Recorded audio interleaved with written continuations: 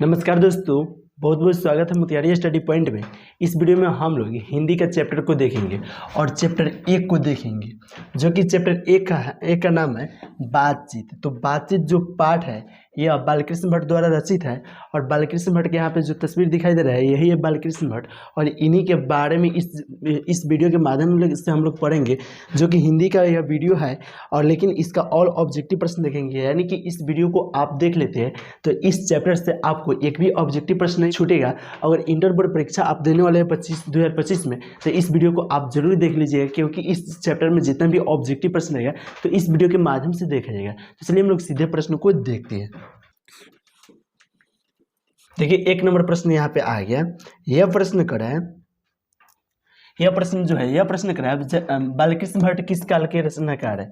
यानी कि आपको बताना है जो बालकृष्ण भट्ट है यह किस काल के रचनाकार है।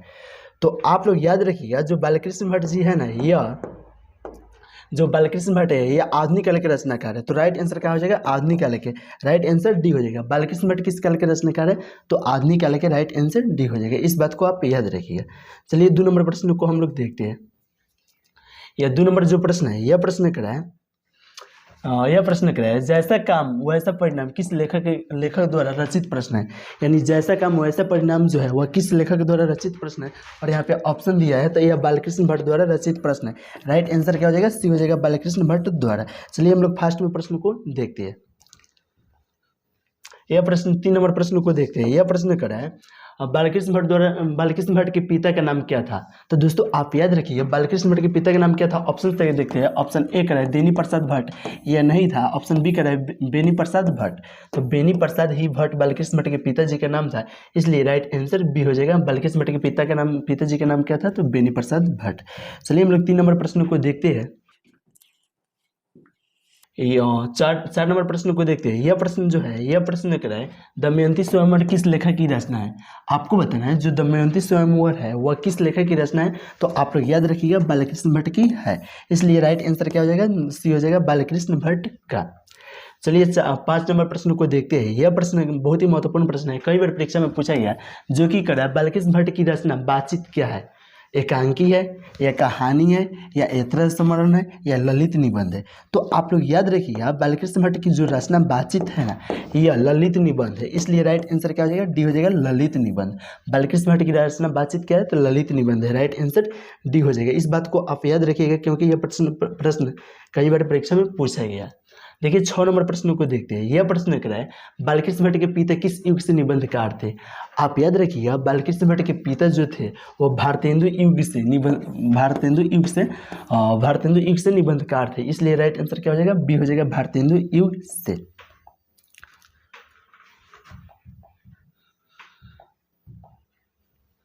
चलिए 7 नंबर प्रश्न को देखते हैं। यह प्रश्न करा है मनुष्य की बातचीत का उत्तम तरीका क्या है। यानी मनुष्य की बातचीत का उत्तम तरीका क्या है। तो आप लोग याद रखिएगा अवाक होकर बातचीत करना होगा। अगर आप लोग कमेंट कीजिएगा तो ऑप्शन भी बोलेंगे, लेकिन इस तरह बहुत आसान, बहुत कम समय में हो जाएगा। मनुष्य की बातचीत का उत्तम तरीका जो है वो अवाक होकर अपने से बातचीत करना होगा, इसलिए राइट आंसर हो जाएगा जो डी हो जाएगा। मनुष्य की बातचीत का उत्तम तरीका अवाक होकर अपने से बातचीत करना होगा। तो चलिए हम लोग अगला प्रश्न को देखते हैं। देखिए 8 नंबर प्रश्न को देखते हैं। यह प्रश्न कर रहे हैं संवाद में सबसे महत्वपूर्ण क्या है। संवाद में जो सबसे महत्वपूर्ण है वह तर्क है या जिज्ञासा है या आत्मीयता है या प्रवाहपूर्ण भाषा है। तो आप लोग याद रखिएगा जो संवाद में सबसे महत्वपूर्ण है वो आत्मीयता है। तो राइट आंसर क्या हो जाएगा? सी हो जाएगा, आत्मीयता। चलिए नेक्स्ट प्रश्न को देखते हैं। यह प्रश्न कर रहा है, देखिए 9 नंबर जो प्रश्न है, यह प्रश्न करा है बालकृष्ण भट्ट का जन्म कब हुआ था। यानी कि आपको बताना है जो बालकृष्ण भट्ट थे उनका जन्म कब हुआ था। तो 23 जून 1884 को नहीं हुआ था, 23 जून 1844 को हुआ था। तो इसलिए राइट आंसर क्या हो जाएगा? 23 जून 1844 होगा, इसलिए राइट आंसर बी हो जाएगा। यानी कि बालकृष्ण भट्ट का जन्म कब हुआ था? तो 23 जून 1844 को। यह प्रश्न कई बार परीक्षा में पूछा गया है, इस प्रश्न को आप याद रखिएगा। चलिए हम लोग 10 नंबर प्रश्न को देखते हैं। यह प्रश्न जो है, यह प्रश्न कर संयुक्त स्वयंवर किस लेखक की रचना है। यानी संयुक्त स्वयंवर जो है वह रचना किनका है। तो आप लोग याद रखिएगा बालकृष्ण भट्ट का है, इसलिए 10 का राइट आंसर क्या हो जाएगा? ए हो जाएगा, बालकृष्ण भट्ट का। चलिए नेक्स्ट प्रश्न को देखते हैं, 11 नंबर प्रश्न को देखते हैं। यह प्रश्न कर रहा है बातचीत शीर्षक निबंध के अनुसार रस का समुद्र किनकी बातचीत में उमड़ा चल जाता है? तो हम दो सहेलियों की बातचीत में उमड़ा चल जाता है। यहाँ पे कहा दिया हम दो सहेलियों की बातचीत में, दो हम सहेलियों की बातचीत में उमड़ा चला जाता है, इसलिए राइट आंसर क्या हो जाएगा? दो हम सहेलियों की बातचीत में राइट आंसर ए होगा। चलिए नेक्स्ट प्रश्न को देखते हैं, जो कि 12 नंबर प्रश्न को देखते हैं। यह प्रश्न बहुत ही महत्वपूर्ण प्रश्न है, जो कि कह रहा है वाद विवाद संवाद एक क्या है? तो वाद विवाद संवाद जो है वो ऑप्शन ए कर रहा है आलोचनात्मक निबंध की पुस्तक है। तो राइट आंसर यही हो जाएगा, क्योंकि आलोचनात्मक निबंध की पुस्तक जो है वह वाद विवाद संवाद है, इसलिए राइट आंसर ए होगा। चलिए नेक्स्ट प्रश्न को देखते हैं। देखिए 13 नंबर जो प्रश्न है, यह प्रश्न कर रहा है बालकृष्ण भट्ट ने कौन सा मानसिक पत्र निकाले थे? तो बालकृष्ण भट्ट जो थे वो प्रताप नहीं निकाले थे, कर्मवीर भी नहीं निकाले थे, हिंदी प्रदीप निकाले थे, इसलिए राइट आंसर सी हो जाएगा हिंदी प्रदीप। चलिए नेक्स्ट प्रश्न को देखते हैं। देखिए 14 नंबर प्रश्न को देखते हैं। यह प्रश्न जो है, यह प्रश्न कर रहा है बातचीत किस विधा की रचना है? बातचीत जो है वो आलोचनात्मक निबंध है। आलोचनात्मक निबंध यहाँ आपका है, यह निबंध है। बातचीत किस विधा की निबंध है? तो निबंध है, इसलिए राइट आंसर क्या हो जाएगा? डी हो जाएगा निबंध। देखिए 15 नंबर जो प्रश्न है, यह प्रश्न कर रहा है रविशंकर कुर्सन ने 16 वर्ष के उपरांत किसके मुख से एक बात सुने थे? तो फ्राइडे के मुख से एक बात सुने थे, इसलिए राइट आंसर ये हो जाएगा फ्राइडे के मुख से। 16 नंबर प्रश्न को देखते हैं। यह प्रश्न जो है, यह प्रश्न कर रहा है बातचीत शीर्षक निबंध के निबंधकार जो है वह इनमें कौन है? तो जयप्रकाश नारायण नहीं होगा, क्योंकि नामवर सिंह भी नहीं होगा, मोहन राकेश भी नहीं होगा, क्योंकि मोहन राकेश का जो 8 पाठ है सिपाही की माँ, यह है नामवर सिंह के प्रगीत है, और बालकृष्ण भट्ट का जो है वह बातचीत शीर्षक निबंध के निबंधकार है, इसलिए राइट आंसर डी हो जाएगा बालकृष्ण भट्ट। देखिए 17 नंबर प्रश्न को देखते हैं। यह प्रश्न जो है, यह प्रश्न कर रहा है बातचीत के माध्यम से बालकृष्ण भट्ट क्या बतलाना चाहते हैं? तो बातचीत की शैली, या भाषण की शैली, या संवाद की शैली, या इनमें से कोई नहीं। तो आप याद रखिए बालकृष्ण भट्ट जो थे वह बातचीत के माध्यम से बातचीत की शैली बतलाना चाहते थे, इसलिए राइट आंसर जो होगा वह ए होगा बातचीत की शैली। देखिए हम लोग 18 नंबर प्रश्न को देखते हैं, जो कि 18 नंबर प्रश्न बहुत ही महत्वपूर्ण प्रश्न है। यह प्रश्न कई बार परीक्षा में पूछा गया है। यह प्रश्न कर रहा है भट्ट जी को किसने अंग्रेजी साहित्य की एडिशन और स्टील की श्रेणी में रखे? देखिए आप कहीं देखिएगा अचानक तो कहिएगा क्या इसमें, देखिए कर रहे हैं भट्ट जी को, यानी कि बालकृष्ण भट्ट को किसने अंग्रेजी साहित्य की एडिशन और स्टील की श्रेणी में रखे थे? तो क्या करे, रामचंद्र शुक्ल ने रखे थे, इसलिए राइट आंसर हो जाएगा जो सी हो जाएगा रामचंद्र शुक्ल ने। चलिए नेक्स्ट प्रश्न को हम लोग अब देखते हैं। यह प्रश्न जो है 19 नंबर प्रश्न है, जो कि कह रहा है बालकृष्ण भट्ट का निवास स्थान कौन है? यानी कि बालकृष्ण भट्ट का निवास स्थान इसमें कौन है? लखनऊ उत्तर प्रदेश नहीं होगा, क्योंकि इलाहाबाद उत्तर प्रदेश है, तो राइट आंसर जो होगा वो बी हो जाएगा। बालकृष्ण भट्ट का निवास स्थान जो है वह इलाहाबाद उत्तर प्रदेश है, इसलिए राइट आंसर क्या होगा? बी होगा। चलिए नेक्स्ट प्रश्न को देखते हैं, जो प्रश्न है 20 नंबर प्रश्न को अब हम लोग देखेंगे, जो कि कर रहा है बालकृष्ण भट्ट ने किस पत्रिका का संपादन किए थे?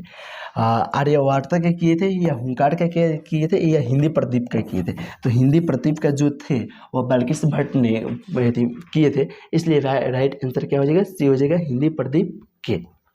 चलिए नेक्स्ट प्रश्न को देखते हैं। यह प्रश्न जो है, जो कि कर रहे हैं बालकृष्ण भट्ट ने हिंदी प्रदीप नामक मानसिक पत्र निकालना कब प्रारंभ किए थे? यानी कि आपको बताना है बालकृष्ण भट्ट ने हिंदी प्रदीप नामक मानसिक पत्रिका जो निकालना किए थे वो कब प्रारंभ किए थे? 1877 में, 1888 में, या 1890 में, या 1894 में? तो आप याद रखिए 1877 में निकालना प्रारंभ किए थे, इसलिए राइट आंसर ये होगा 1877 में। देखिए अब हम लोग देखेंगे 22 नंबर प्रश्न, जो कि कह रहा है बालकृष्ण भट्ट के पिता पेशे से क्या थे? चिकित्सक थे, या व्यापारी थे, या शिक्षक थे, या समाज सेवी थे?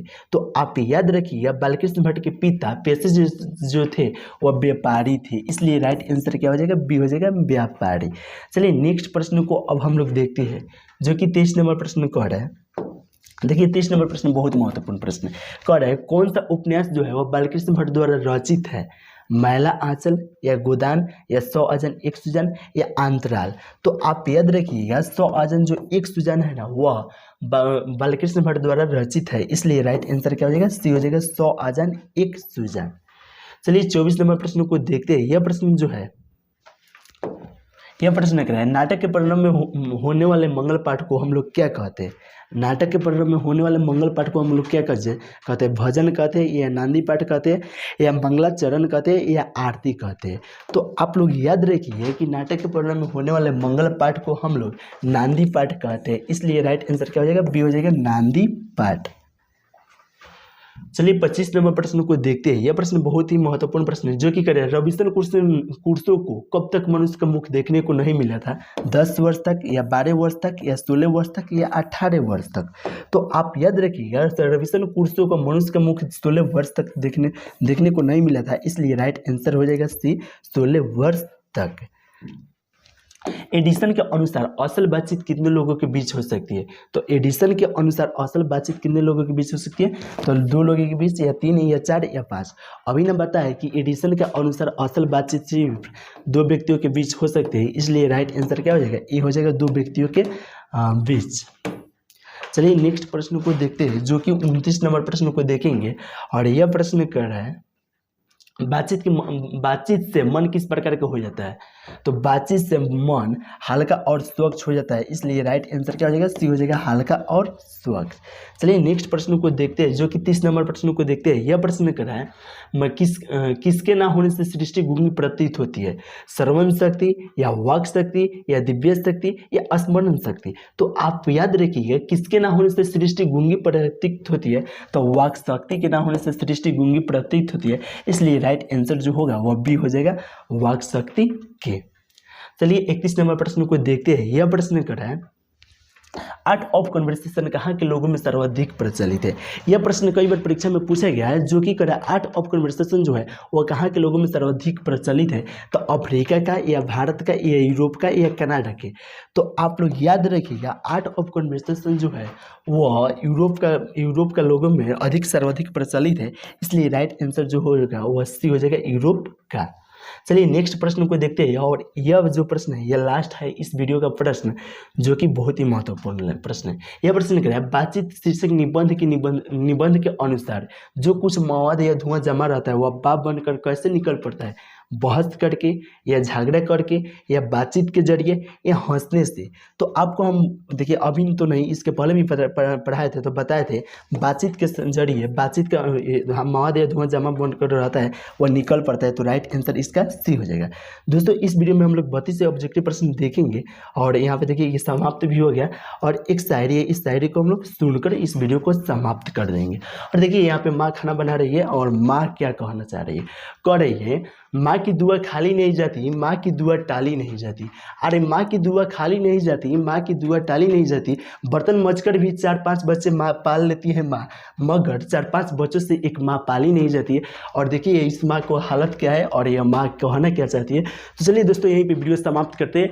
अगर अभी तक चैनल को सब्सक्राइब नहीं किए हुए तो चैनल को सब्सक्राइब कर लीजिए, और यहाँ पर जो व्हाट्सअप नंबर शो कर रहा है इस नंबर पर आप मैसेज कीजिए, हम आपको व्हाट्सअप ग्रुप में जोड़ देंगे, और इस तरह से वीडियो आपको मिलती रहेगा।